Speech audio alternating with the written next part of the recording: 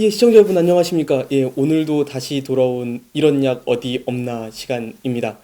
오늘도 제 옆에는 항상 그렇듯 김혜진 약사님 자리에 계십니다. 안녕하세요. 김혜진 약사입니다.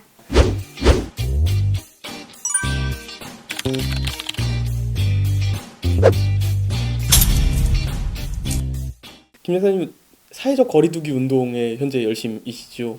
그렇죠. 지금 집에서 열심히 집 약국 왔다 갔다 하느라고 확진자가 되는 바람에 옷이 자가격리됐습니다.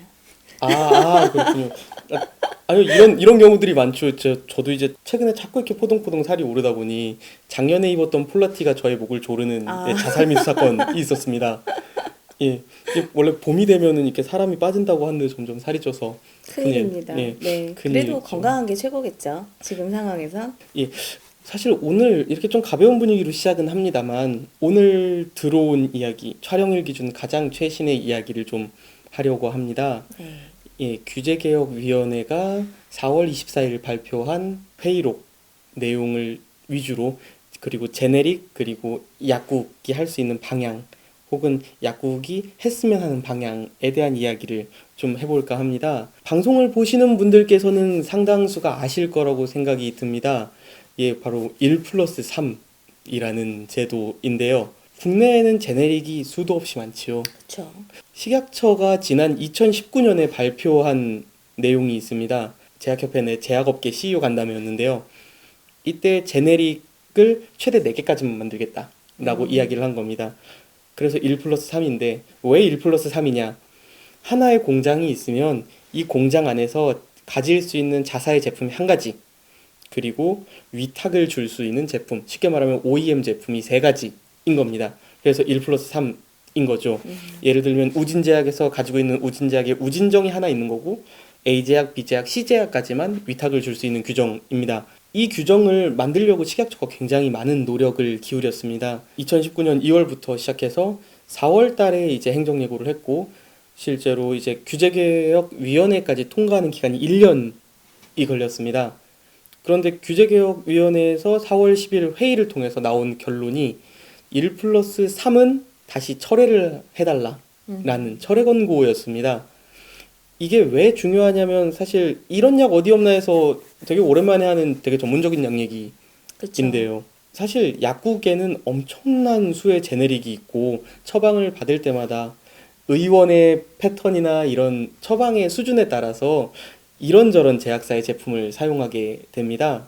담당자가 몇 번 왔다 갔냐에 따라서 약이 계속 변화되는 경우가 많죠. 예, 이날 분명히 A제약했는데 다음날 똑같은 성분의 B제약이 되는 경우들이 네. 약국에는 종종 존재합니다.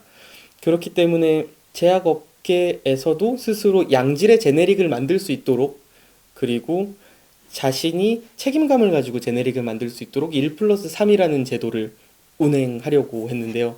규제개혁위원회에서 발표한 내용은 아주 심플합니다. 식약처 그리고 정부에서 말하는 우리나라 제약업계 경쟁력이 과연 제네릭 규제를 한다고 이루어지는 거냐? 라는 질문에 대해서 우리는 아니다라고 했다는 겁니다. 근데 이렇게 따지고 보면 약국에는 굉장히 사실 좋지 않은 내용일 수 있지요. 저희는 사실 좀 기대를 했거든요.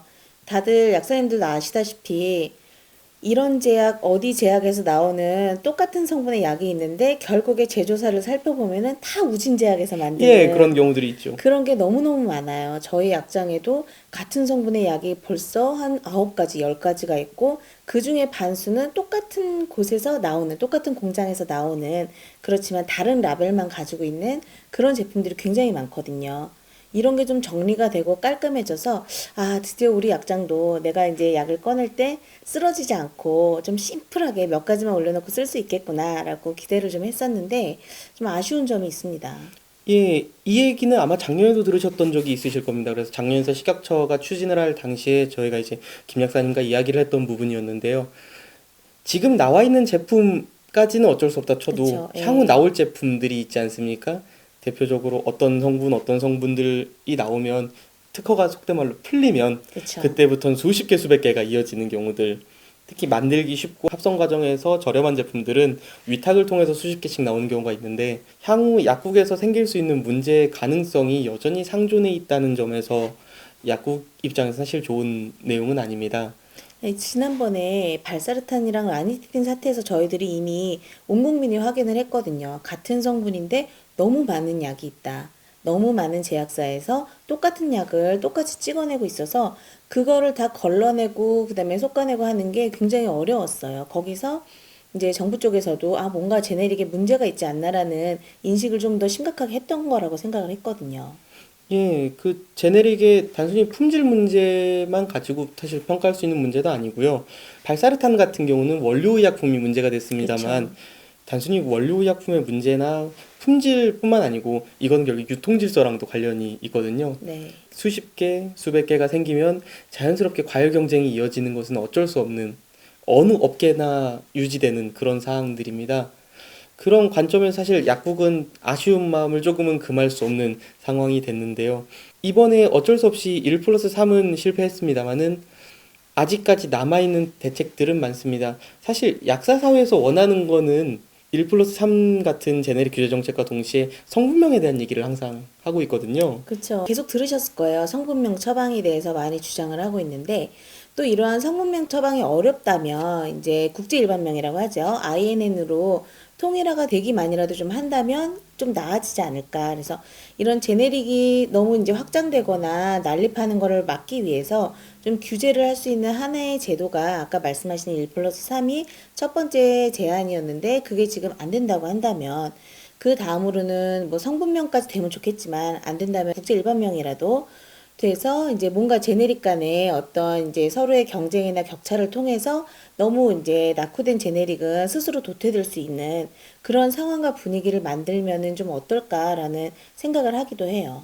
예, 다행인 점은 아직 정부에서도 인식하고 있는 부분이라는 겁니다. 그러니까 네. 시장 유통 질서뿐만 아니고 양질의 제네릭을 환자에게 필요한 수준으로 적당량 주고 그리고 적당한 가격을 책정해야 된다는 그 논리에서만큼 정부도 확실히 당위성과 정당성을 인정하고 있는 부분이라고 생각합니다. 실제로 회의록에서도 그런 부분들이 여러 차례 언급되거든요. 네. 예, 이런 얘기들을 참 할 때마다 되게 진지한 얘기라서 하면서도 참 어려운 부분들이 있습니다. 그리고 무엇보다 저희는 정책의 판단에 어떤 가치 판단을 내리고자 하는 것은 아닙니다. 근데 참 어떻게 하다가 마무리 멘트를 항상 생각하면 이런 생각을 하게 됩니다. 누가 됐든 간에 제일 본질적인 건 그거잖아요.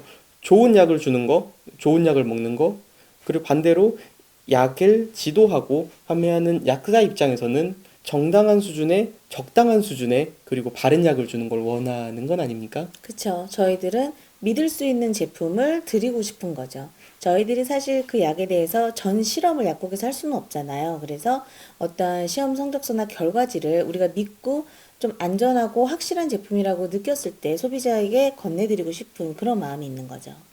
예, 어떤 것이든 간에 사람들은 발음과 믿음이란 단어를 굉장히 중요하게 생각합니다. 이번 정책이 어떤 방향으로 가든 혹은 제네릭 규제 혹은 다른 약가 제도 등이 어떻게 가든 간에 저희가 원하는 것 그리고 약사 사회가 원하는 거는 결과적으로 발음과 믿음의 길로 갔으면 합니다. 너무 어려운 얘기를 저희가 너무 빠른 시간 안에 한 점 양해를 부탁드립니다. 아니 너무 길더라고요.